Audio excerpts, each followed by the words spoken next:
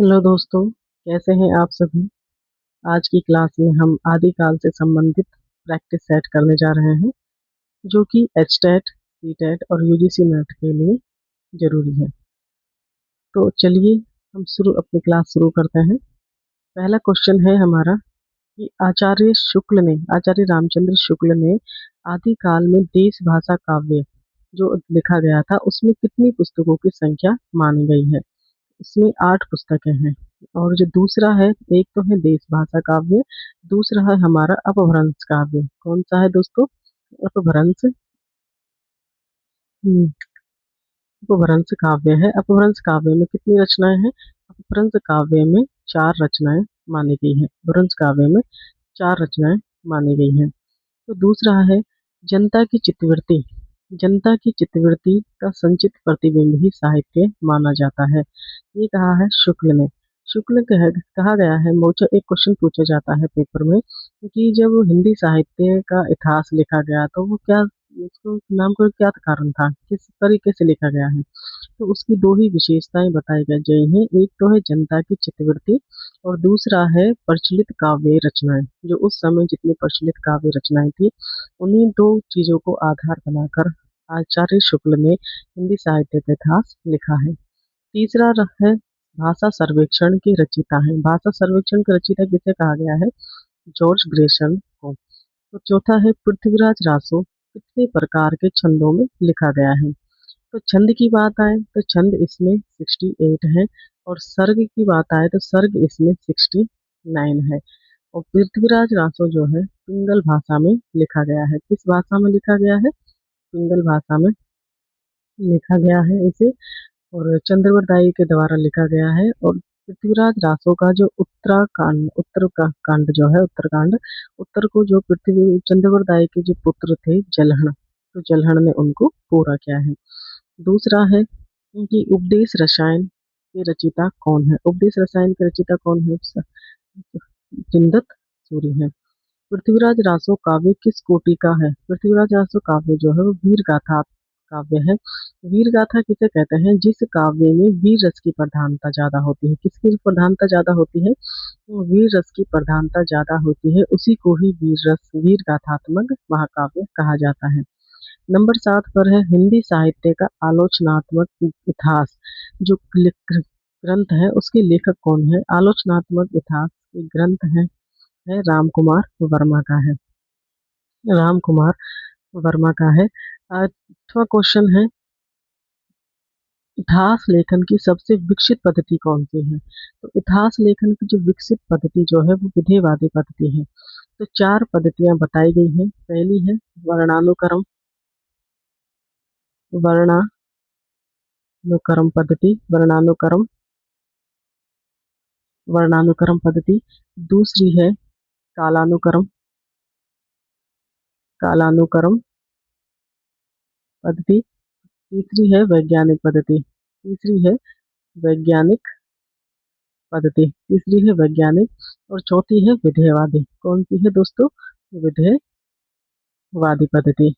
लेकिन जो सबसे अच्छी पद्धति बताई गई है जिसमें पूरा इतिहास ग्रंथ लिखा गया है वो विधेयवादी पद्धति ये है, जिसमें समाज, रीति रिवाज सभी कुछ शामिल होते हैं, वो शामिल होते हैं। चौथा है हमारा 9वां क्वेश्चन है कि विद्यापति ने कीर्ति लता को किस संवाद रूप में लिखा है? तो विद्यापति में कहा गया है कि जो कीर्ति लता जो है उसमें भ्रंग भ्रंगी का संवाद है। भ्रंग भ्रंगी, उन्होंने 2 पक्षी थे। एक था, 2 पक्षी हैं जो दोनों पक्षियों का नाम था भ्रंग और भ्रंगी, जो दोनों का आपस में संवाद होता है, उसी के बारे में कहा कीर्ति लता में कहा गया है। 10वां क्वेश्चन है राठौड़ा ख्यात के रचयिता कौन है? राठौड़ा ख्यात के रचयिता है दयालदास। तो नाथों में रसायनी कौन थे? रसायनी कौन थे नाथों में? वो नागार्जुन थे। 12वां क्वेश्चन है कविराज श्यामल दास तथा काशी प्रसाद जायसवाल ने रासों की उत्पत्ति किससे मानी है? तो रासों की उत्पत्ति जायसवाल ने रहस्य से मानी है। तो जायसवाल कहते हैं कि जो रासो शब्द जो है किससे निकला है? रहस्य से निकला है। इसी प्रकार उन्होंने कहा है कि रासों की जो उत्पत्ति जो है वो रहस्य से हुई है। जिस प्रकार जिस प्रकार आचार्य रामचंद्र शुक्ल ने रासो की उत्पत्ति किससे मानी है? रसायन से मानी है। किससे मानी है? रसायन से माने हैं। किसी ने रसायन से माने हैं, किसी ने रासों से माने हैं, किसी ने रासों से माने हैं, किसी ने रासों से माने हैं। इसी प्रकार अलग अलग विद्वानों ने रासों की उत्पत्ति अलग अलग तरीके से ही माने हैं। दूसरे देखते हैं, तीसरा क्वेश्चन है कि आध्यात्मिक रंग के चश्मे आजकल बहुत सस्ते हो गए हैं। उन्हें चढ़ाकर लोगों ने गीत गोविंद के पदों को आध्यात्मिक संकेत बताया है। वैसे ही विद्यापति की पंख पद्यों को भी, तो जिस प्रकार आध्यात्मिक संकेत बताया है गीत गोविंद के पदों को, इसी प्रकार किसको बताया गया है, विद्यापति के पदों को बताया गया है। तो इस पंक्ति के बारे में कौन चर्चा करते हैं, आचार्य रामचंद्र शुक्ल करते हैं। चौथा है काफिर बोध और पंच अग्नि दया बोध अष्ट चक्र वे रस रहस्य ग्रंथ किसके हैं, ये गोरखनाथ के हैं। गोरखनाथ किस संप्रदाय से, नाथ संप्रदाय से संबंधित है। नाथ संप्रदाय किससे निकला है, नाथ संप्रदाय हमारा सिद्धों से ही निकला है। नाथ संप्रदाय किससे निकला है दोस्तों, सिद्धों से ही निकला है। सिद्धों की संख्या कितनी थी, सिद्धों की संख्या थी 84, और नाथों की संख्या कितनी है, नाथों की संख्या 9 बताई गई है, 9 बताई गई है। और नाथों का संपादक किसे माना गया है, गोरखनाथ को ही माना गया है। गोरखनाथ ने ही अलग संप्रदाय बनाया था। पहले जो गोरखनाथ है सिद्धों में गिने जाते थे, लेकिन बाद में गोरखनाथ ने अपना अलग संप्रदाय बना लिया, जिसको नाथ संप्रदाय कहा जाता है। ठीक है, तो आगे है कैमास वध किस रचना का खंड है। कैमास वध जो है वो पृथ्वीराज रासो का खंड है, पृथ्वीराज रासो का खंड है। पृथ्वीराज कैमास वध में क्या होता है कि जब पृथ्वीराज रासो संयोगिता से स्वयंवर कर लेता है, तो कुछ समय बाद जो पृथ्वीराज रासो है इतना भोग विलास में डूब जाता है कि उसे अपने राजपाट और अपनी जनता के बारे में कुछ ध्यान नहीं रहता। और जो कैमास जो है वो पृथ्वीराज के दरबार में ही रहा करता था। जब कैमास पृथ्वीराज रासो को समझाता है, तो वो अहंकार के कारण कैमास का वध करवा देते हैं, वध करवा देते हैं। और कैमास वध करने के बाद जो पृथ्वीराज की जो हार जो होती है वो तय हो जाती है, हारता रहता है पीछे। तो आगे है उक्ति व्यक्ति प्रकरण। उक्ति व्यक्ति प्रकरण के रचिता हैं। उक्ति व्यक्ति प्रकरण जो है एक व्याकरण ग्रंथ है। क्या है ये, व्याकरण व्याकरण ये उक्ति व्यक्ति प्रकरण जो है एक व्याकरण ग्रंथ है। और किसका है, ये दामोदर शर्मा का है। 17वां है मनहु कला शशिभान कला 1600 बनिए।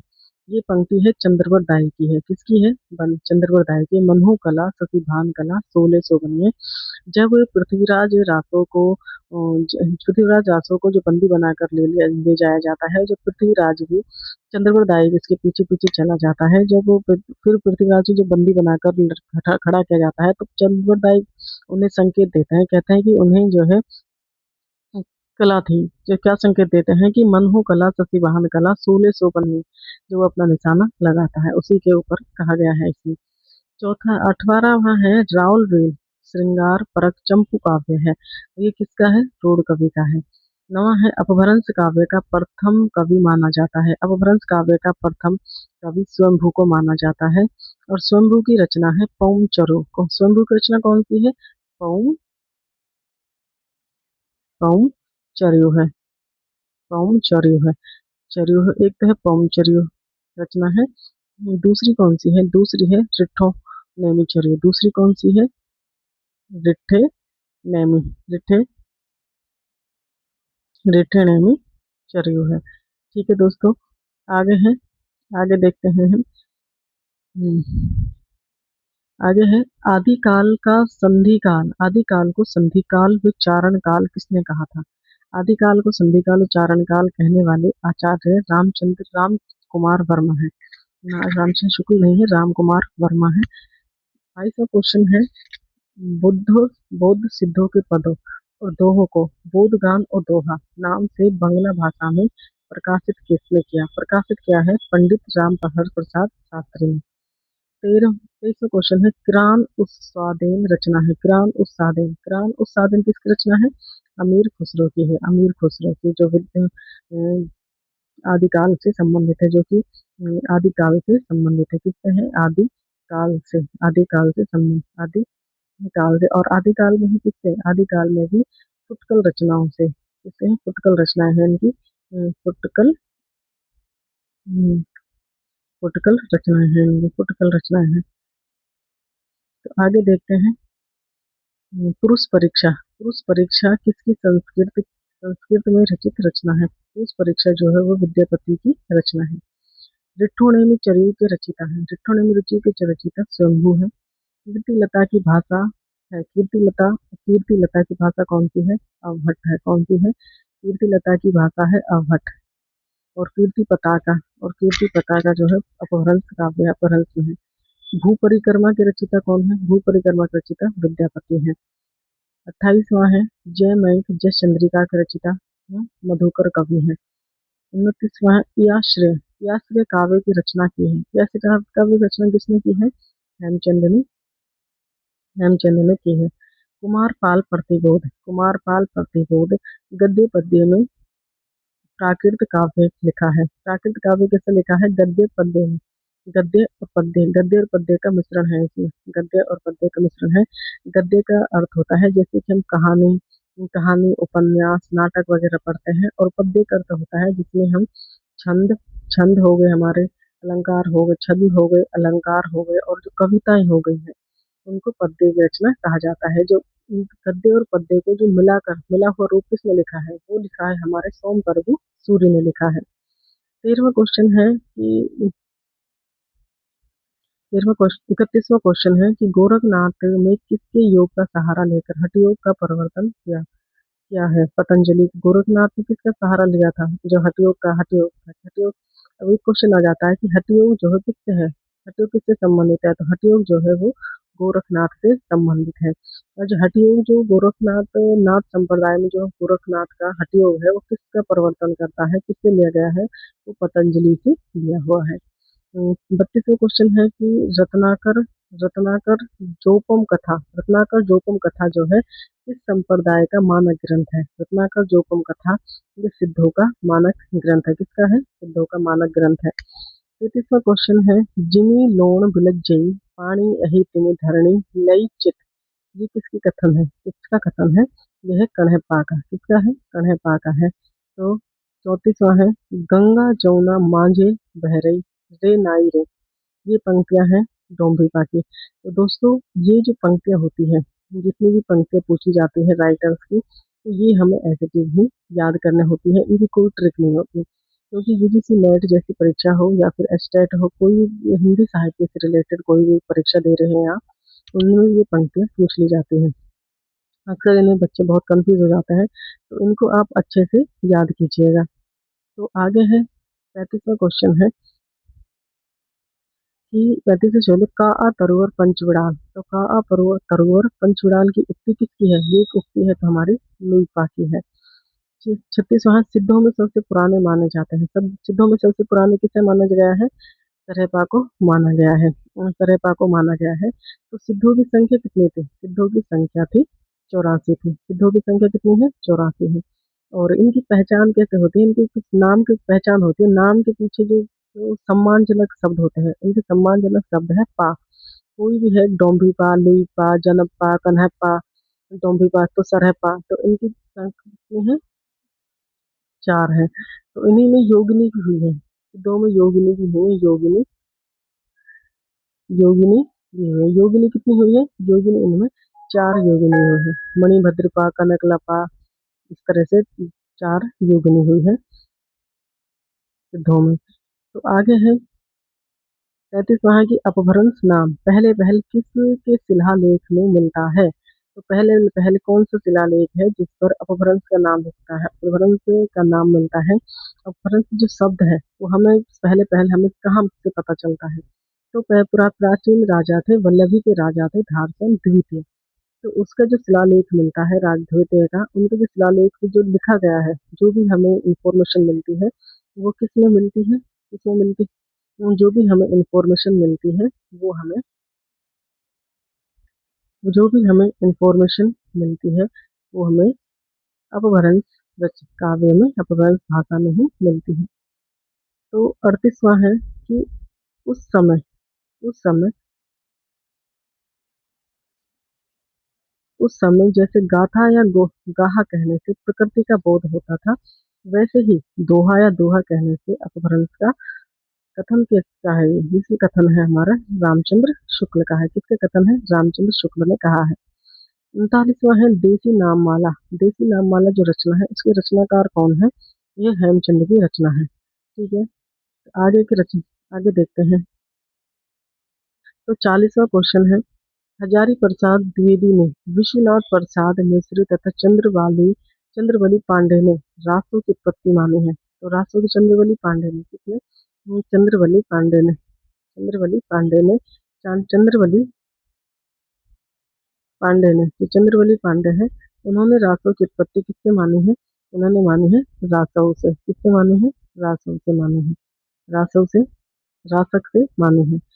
तो 18, 38, 34, 41वां क्वेश्चन है, हरप्रसाद शास्त्री, हरप्रसाद शास्त्री ने रासो की उत्पत्ति मानी है। रासो की उत्पत्ति किससे मानी? राजसूय से, राजयश से मानी है। हरप्रसाद शास्त्री ने राजयश से मानी है। आचार्य रामचंद्र शुक्ल ने रासो की उत्पत्ति मानी है रसायन से। किससे मानी है? रसायन से। 43वां है, पृथ्वीराज रासो की रचना विधान में सर्वाधिक विवादास्पद पक्ष है। कैसा पक्ष है? ये एक ऐतिहासिक है। पृथ्वीराज रासो कैसे है? ऐतिहासिक है। ऐतिहासिक है। तो पृथ्वीराज रासो के ऊपर भी कुछ विधान, कुछ टिप्पणियां की गई हैं। कुछ लेखक तो इसे प्रमाणिक मानते हैं, कुछ प्रमाणिक मानते हैं, कुछ अर्ध प्रमाणिक मानते हैं और कुछ अप्रमाणिक मानते हैं। ठीक है, आगे है इसका 44वां क्वेश्चन है। आगे क्वेश्चन है, कन कंड चर्यु, कन कंड चर्यु की रचिता कौन है? कन कंड चर्यु की रचना किसकी रचना है? कन कामर मुनि की है। कन कामर मुनि, जैसे कि कैसे कन कंड चर्यु और कैसे कन कामर मुनि। प्रकृत प्रकाश के रचिता कौन है? प्रकृत प्रकाश के हैं तुम्हारे बर्रुचि है। ढोला मारूदा दोहा के रचिता है तुम्हारे कुशल लाभ है। सबसे पहले 12 मासा इस रचना में मिलता है। 12 मासा का वर्णन किसमें मिलता है? बीसन देव में मिलता है। हमें किसमें मिलता है? बीसन देव में मिलता है। आदि काल, आदि काल को अपभ्रंश काल कहा गया है। अपभ्रंश काल किसने कहा था? आदि काल को अपभ्रंश काल कहा गया है धीरेन्द्र वर्मा ने। किसने कहा है? धीरेन्द्र वर्मा ने। 49वां आगे क्वेश्चन है कि 12 बरस ले कुकर जीवे और तेरेले जियो से हार, बरस 18 छत्रे जीवे आगे जीवन को धिक्कार। तो ये पंक्ति कही गई है जगन की है। ये किसकी पंक्तियां हैं? जगन की है। आदिकाल को बीज वपन काल कहा गया है, महावीर प्रसाद द्विवेदी ने कहा है। आदिकाल को बीज वपन काल महावीर प्रसाद द्विवेदी ने कहा है। तो आगे क्वेश्चन है, दोहा कोश किसकी रचना है? दोहा कोश किसकी रचना है? यह है सरयप्पा की रचना है। मैथिल कोकिल किसे कहा जाता है? मैथिल कोकिल विद्यापति को कहा जाता है। रणमल्ल छंद की रचना है श्रीधर है। रणमल्ल छंद किसकी रचना है? श्रीधर की है। आलाखंड नाम से कौन सी रचना प्रसिद्ध है? आलाखंड नाम से परमाल रासो प्रसिद्ध है। इसमें आला उदल की कहानी होती है। आलाखंड है जो राजस्थान के साइड बरसात के मौसम में गाया जाता है आलाखंड। और ये पुरुषों के द्वारा गाया जाता है। जैसे ही सावन का महीना शुरू होता है, जैसे जिसको हम बरसाती मौसम कहते हैं, जिनकी शुरुआत होती है, तो राजस्थान साइड इसके ऊपर उत्सव मनाया जाता है पुरुषों के द्वारा। उसी को ही हम आलाखंड कहते हैं। तो पद्मावती समय किस रचना का खंड है? पद्मावती जो है, पद्मावती है तुम्हारे पृथ्वीराज रासो का है खंड है वो पद्मावती। तो राजमती और बीसन देव की कथा किस ग्रंथ में है? ये बीसन देव रासो में है। रासो में पहले इनका दोनों का मिलन होता है, तो नाराज होकर बीसन जो है पद्मा राजमती, इसमें क्या है कि एक होती है राजमती, रानी होती है, और एक होता है राजा बीसन देव। दोनों का पहले विवाह हो जाता है। विवाह होने के बाद पहला होता है विवाह हो जाता है, और दूसरे में क्या होता है? दूसरे में जो बीसन देव है रूज कर वो आमिर चला रूस कर वो चला जाता है। तीसरे में आकर मिल जाता है। तो इसमें इसको इसी प्रकार आचार्य रामचंद्र शुक्ल ने कि वीर गाथा काव्य नहीं, इसमें वर्णात्मक, इसमें वर्णन ज्यादा है। कैसा है? इसमें वर्णात्मक काव्य कहा गया है क्योंकि इसमें वर्णन ज्यादा है। तो 57 क्वेश्चन है कि वर्ण रत्नाकर के रचिता है। वर्ण रत्नाकर के रचिता ज्योतिष है। नाथ संप्रदाय के रचिता कौन है? नाथ संप्रदाय के रचिता है तुम्हारे हजारी प्रसाद द्विवेदी है। कौन है? हजारी प्रसाद द्विवेदी नाथ संप्रदाय के रचिता है। गोरखनाथ को कहा जाता है नाथ संप्रदाय के रचिता। हजारी प्रसाद गलत लिखा है, इसको सॉर्ट आउट करते हैं थोड़ा सा, बाद में देखते हैं इसको, इसमें थोड़ा सा डाउट है। तो अगला क्वेश्चन है हमारा, अगला क्वेश्चन है, सॉरी, थोड़ा, अगला क्वेश्चन है कि चंपू काव्य, शिलांकित चंपू गय काव्य रचना है। चंपू गय काव्य रचना है किसने इसकी है? राउल बेल है। गय काव्य रचना है चंपू, शिलांकित है गय काव्य है राउल बेल। दो सुकने, खलिक बारी आदि रचनाएं किसकी है? अमीर खुसरो की है, अमीर खुसरो की है। प्राण सकल, प्राण संकली, शब्दिल, शब्दी, नरव्य बोध, आत्मबोध और पंचमात्रा किसकी रचनाएं हैं? ये गोरखनाथ की है। किसकी रचनाएं हैं? गोरखनाथ की रचनाएं हैं। आगे है, ये देखते हैं, आगे है गोरखनाथ की रचनाओं को गोरख बानी नाम से संपादित किया गया है। किसने किया है? पीताम्बर दत्त वर्तमान में। पुस्तक जलहन हत्तेर चली गज्जन मृपकाज, पंक्ति है जलहन की है। जलहन ने ही लिखा है जब जलहन के पिताजी चंद्रबरदाई पृथ्वीराज रासो पुस्तक लिख रहे थे। जब पृथ्वीराज रासो को बंदी बनाकर ले जाया जाता है तो चंद्रबरदाई पृथ्वीराज के पीछे पीछे जाते हैं। उस समय क्या करते हैं कि पृथ्वीराज रासो की जो पुस्तक अधूरी रह जाती है उसको अपने पुत्र जलहन के हाथों में दे दिया जाता है, और उसको आप पूरा करने के लिए कहा जाता है। तो उसी प्रकार लिखा गया है कि पुस्तक जलहन हत देत चली गज्जन मृपकाज। तो आगे है, चंद हिंदी के प्रथम महाकवि माने जाते हैं और इनका पृथ्वीराज रासो हिंदी का प्रथम महाकाव्य है। इसके लिए किसने कहा है? आचार्य शुक्ल ने कहा है। आचार्य शुक्ल ने आचार्य शुक्ल ने कहा है। पृथ्वीराज रासो को डॉक्टर श्याम सुंदर दास, मोहनलाल वैष्णव, लाल पांड्या, मिश्र बंधु और कर्नल टॉड मानते हैं। क्या मानते हैं? ये प्रमाणिक मानते हैं। क्या मानते हैं? प्रमाणिक मानते हैं। और आचार्य रामचंद्र शुक्ल इनको अप्रमाणिक मानते हैं। क्या मानते हैं? अप्रमाणिक मानते हैं। और हजारी प्रसाद द्विवेदी, हजारी प्रसाद द्विवेदी जो है इनको अर्ध प्रमाणिक मानते हैं। क्या मानते हैं? अर्ध प्रमाणिक मानते हैं। ठीक है, तो आगे है, हजारी प्रसाद द्विवेदी हजारी प्रसाद द्विवेदी, मुनि जैनविजय, सुनीति कुमार चटर्जी आदि जो है पृथ्वीराज रासो को क्या मानते हैं? अर्ध प्रमाणिक मानते हैं। जैसे अभी ऊपर बताया गया था, हजारी प्रसाद द्विवेदी क्या मानते हैं? अर्ध प्रमाणिक मानते हैं। हजारी प्रसाद द्विवेदी क्या करते हैं कि जो आचार्य रामचंद्र शुक्ल के एंटी होते हैं। कौन? अपोजिट चलते हैं, हमेशा अपोजिट चलते हैं। दूसरा क्वेश्चन है हमारा 67, पृथ्वीराज रासो में कितने सर्ग या समय है? सर्ग या फिर समय है 69 है।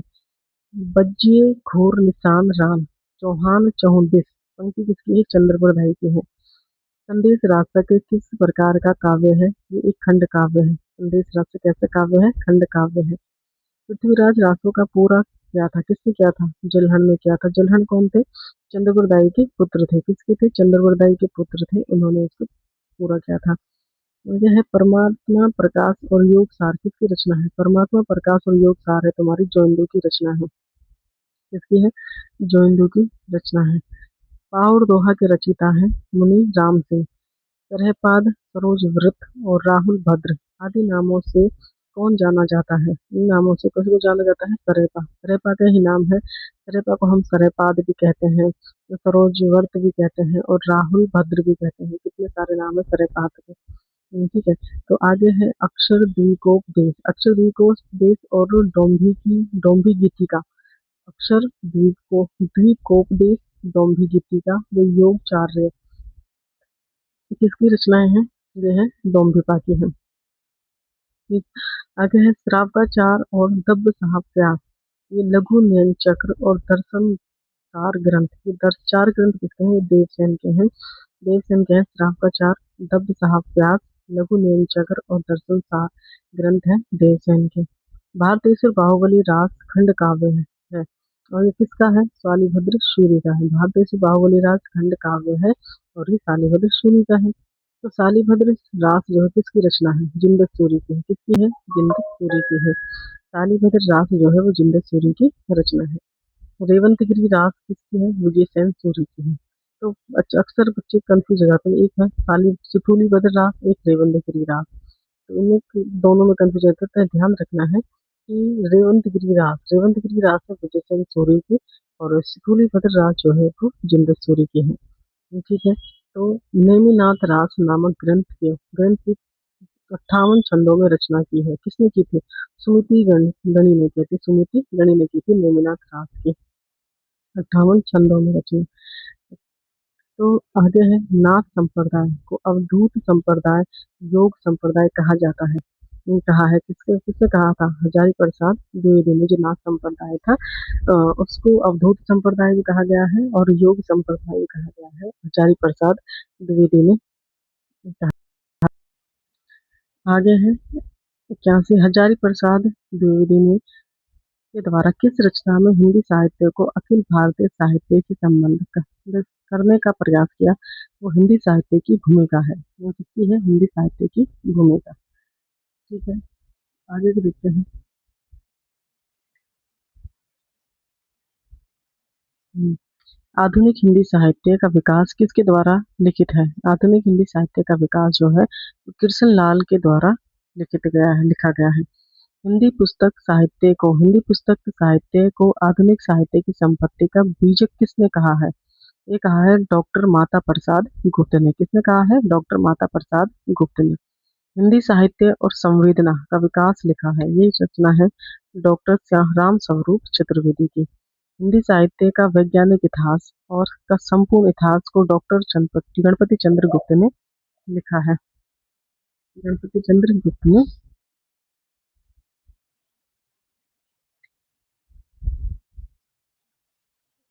गणपति। तो आगे क्वेश्चन है कि हिंदी साहित्य का वैज्ञानिक इतिहास में संपूर्ण इतिहास को डॉक्टर गणपति चंद्र गुप्त ने कितने काल खंडों में विभाजित किया है? तो इन्होंने 3 काल खंडों में विभाजित किया है। पहला है आदिकाल, दूसरा मध्यकाल और तीसरा है आधुनिक काल। ठीक है, आगे है हिंदी साहित्य का सर्वाधिक व्यवस्थित और प्रथम इतिहास है, कौन सा है? हिंदी साहित्य का इतिहास शुक्ल द्वारा, जो कि 1929 ईस्वी में लिखा गया था।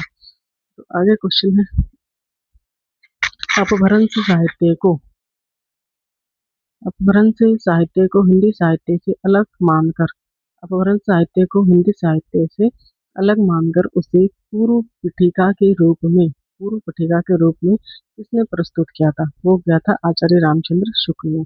इस साहित्य से अलग माना था अपभ्रंश साहित्य को। ठीक है, आगे है, आचार्य रामचंद्र शुक्ल ने काल विभाजन का प्रधान आधार क्या माना था? आचार्य रामचंद्र शुक्ल ने काल विभाजन का प्रधान आधार माना था जनता की चित्तवृत्तियां, की चित्तवृत्तियों के परिवर्तन को। जो समाज उस समय जो समाज था, समाज के अंदर की जो चित्तवृत्तियां थी, उनकी सोचने की प्रवृत्ति, उनकी कार्य करने की प्रवृत्ति, उसके अंदर जो परिवर्तन आ रहा था, तो उसी को आधार बनाकर परिवर्तन आना, और जो उस समय पर जितनी रचनाएं प्रचलित थी, जो भी उस समय प्रचलन में था समाज के अंदर, उसी को आधार बनाकर आचार्य रामचंद्र शुक्ल ने काल विभाजन किया है। ठीक, आगे है शुक्ल कीर्तधा, जो हिंदी आचार्य शुक्ल की पुस्तक है हिंदी साहित्य का इतिहास।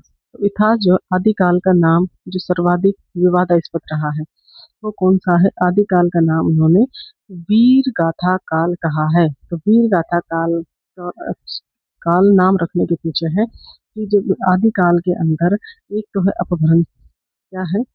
एक तो है अपभ्रंश रचनाएं मिलती हैं, अपभ्रंश की मिलती है। अपभ्रंश की रचनाएं मिलती हैं। अपभ्रंश की रचनाएं कितनी मिलती हैं? अपभ्रंश की 4 रचनाएं मिलती हैं। और दूसरी है देश भाषा काव्य, ये कौन सी है? देश भाषा काव्य। देश भाषा काव्य में हमें कितनी रचनाएं मिलती है? इसमें हमें 8 रचनाएं मिलती हैं। तो टोटल हमें 12 रचनाएं मिल जाती हैं। तो 12 रचनाओं में से क्या होता है कि सभी रचनाएं तो वीर रस होता है, सभी रचनाओं के अंदर वीर रस होता है। ठीक है, 8 सभी रचनाओं में से इनमें से 9 रचनाएं ऐसी है जिनमें वीर रस होता है। ठीक, वीर रस होता है, लेकिन तीन रचना लेकिन तीन रचनाएं ऐसी होती है जिसमें गीति काव्य है, गय पद होता है। क्या होता है उनमें? गय पद गै जाथा गै पद होता है, गै पद होता है। और उसमें तीन रचनाएं कौन सी है? पहला है तो पहली है अमीर खुसरो के पद, अमीर खुसरो। एक है अमीर खुसरो के पद, अमीर के खुसरो के पद, अमीर खुसरो के पद। दूसरी पहला है और दूसरी कौन सी है? दूसरी है विद्यापति। विद्यापति के बारे में है, विद्यापति की पदावली के बारे में कहा गया है। और तीसरी है तुम्हारे बीसल देव रासो, बीसल देव, बीसल देव रासो, बीसल देव रासो। इन तीन रचनाओं में क्या है कि ये वीर रस नहीं है, इन तीनों रचनाओं में गय पद ज्यादा है, जिस कारण से आचार्य रामचंद्र शुक्ल ने इन तीनों रचनाओं को वीर का रस नहीं होने के कारण तीनों रचनाओं को काउंट नहीं किया है, आधार नहीं माना है। और जितनी जो बाकी की रचनाएं मिलती है, 9 रचनाएं, बाकी की 9 रचनाएं होती है और 9 रचनाओं में वीर रस की प्रधानता ज्यादा होती है, वीर रस की प्रधानता ज्यादा होती है, जिस कारण उसने कहा कि 12 में से 9 रचनाएं ऐसी है जिसमें वीर रस की प्रधानता ज्यादा है। इस कारण इसे तो हम वीर गाथा काल ही कहेंगे, इस काल को क्या कहेंगे? इसमें तो वीर रस ज्यादा प्रधान है, इसी प्रकार इसको हम वीर गाथा काल कहेंगे, क्योंकि इसमें वीरों की ही ज्यादा गाथा कही गई है। ठीक है, इस प्रकार आचार्य रामचंद्र शुक्ल ने आदि काल को वीर गाथा काल कहा था। आगे देखते हैं कि हिंदू के मुसलमान कवि नामक पुस्तक के लेखक हैं। हिंदू के मुसलमान कवि नामक पुस्तक के लेखक कौन है? गंगा प्रसाद सिंह है। कौन है? गंगा प्रसाद सिंह है। नवा आगे देखते हैं, हिंदी साहित्य का कौन सा इतिहास ग्रंथ एक पुस्तक के रूप में सबसे बड़ा है? सबसे बड़ा है वो है तुम्हारा हिंदी साहित्य का इतिहास रमा शंकर शंकर शुक्ल रसाल का ग्रंथ है। कौन सा है? सबसे बड़ा ग्रंथ है हिंदी साहित्य की पुस्तक का रमा शंकर शुक्ल रसाल का जो है। आगे है, राजस्थानी साहित्य की रूपरेखा के लेखक है। कौन है? मोतीलाल मनेरिया थे मोतीलाल मनेरिया। हिंदी साहित्य आगे है, हिंदी साहित्य इतिहास में दोहरे नामकरण की प्रवृत्ति का आरंभ किसने किया था? आचार्य रामचंद्र शुक्ल ने ही किया है। दोहा नामकरण क्या है? दोहा नामकरण क्या है? जैसे कि पहला है आदिकाल, पहला कौन सा है? आदिकाल, पहला है आदिकाल, आदिकाल, आदिकाल, ठीक है, आदिकाल, आदिकाल को और क्या कहा गया है? आदिकाल को कहा गया है वीर गाथा काल कहा है। ठीक, वीर गाथा काल कहा है। आदिकाल एक आदिकाल है कहा गया है और दूसरा वीर गाथा काल गया है, वीर गाथा काल कहा है। और दूसरा है तुम्हारा भक्ति काल, भक्ति काल, भक्ति काल कहा गया है, भक्ति काल। और क्या कहा गया है उसे? मध्यकाल कहा गया है। कौन सा कहा गया है? मध्यकाल कहा है, मध्य काल कहा है। तीसरे नंबर पर आता है हमारा रीतिकाल। रीतिकाल को एक तो रीतिकाल कहा गया है, दूसरा नामकरण क्या दिया है उसका? रीतिकाल के साथ साथ उत्तर मध्यकाल कहा है उसे। क्या कहा है? उत्तर मध्यकाल कहा है। ठीक है दोस्तों, इसी प्रकार आचार्य रामचंद्र शुक्ल ने दोहरा नामकरण किया है, एक एक नहीं दोहरा नामकरण किया है। ठीक है, दोहरा नामकरण किया है, दोहरा चलिए शुक्ल है। नेक्स्ट क्वेश्चन है हजारी हम्म,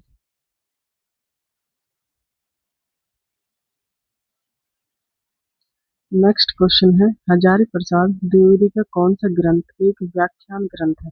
कौन सा ग्रंथ है वो? हिंदी साहित्य का आदिकाल। इसमें क्या कहा गया है कि हजारी प्रसाद द्विवेदी की जो ग्रंथ है हिंदी साहित्य का आदिकाल, इसमें व्याख्यान ज्यादा दिए गए हैं, व्याख्यान ज्यादा होने के कारण ही इसको एक व्याख्यान ग्रंथ कहा गया है। अपभ्रंश की पुरानी हिंदी माना गया है, किसको पुरानी हिंदी माना गया है? किसने माना है अपभ्रंश को पुरानी हिंदी माना है? चंद्रधर शर्मा कुलेरी ने माना है। आचार्य शुक्ल ने आदिकाल के कितने ग्रंथों को प्रमाणिक माना है? 12 ग्रंथों को प्रमाणिक माना है। चार अपभ्रंश के हैं और 8 जो है देश भाषा के हैं। The modern vernacular literature of Hindustan इसके द्वारा रचित रचना है जिसमें केवल हिंदी कवियों का उल्लेख है, वो है तुम्हारी ग्रेशम की, जॉर्ज ग्रेशम। ठीक है, आगे है the modern vernacular the modern vernacular literature of Hindustan को जब सन 1888 में एशियाटिक सोसाइटी ऑफ बंगाल की पत्रिका के रूप में प्रकाशित हुआ है, किया गया था। दूसरा है, हिंदी साहित्य के इतिहास में काल विभाजन का प्रथम प्रयास किसने किया था? काल विभाजन का प्रथम प्रयास किया था जॉर्ज ग्रेसन ने किया था। ठीक है। और फिर आगे है, तज़किरा ए शुअरा हिंदी किसके द्वारा रचित रचना है? यह मौलवी करीमुद्दीन के द्वारा रचना है, मुद्दीन की रचना है। तो अगर आपको हमारी वीडियो अच्छी लगी है तो आप हमारे चैनल के साथ जुड़ सकते हैं। आपको वीडियो अच्छी लगी है तो लाइक करें, शेयर करें और चैनल को सब्सक्राइब करें। थैंक यू दोस्तों। आप अगली किस टॉपिक पर वीडियो चाहते हैं तो कमेंट में ज़रूर बताएं। मिलते हैं आपसे नेक्स्ट वीडियो के अंदर।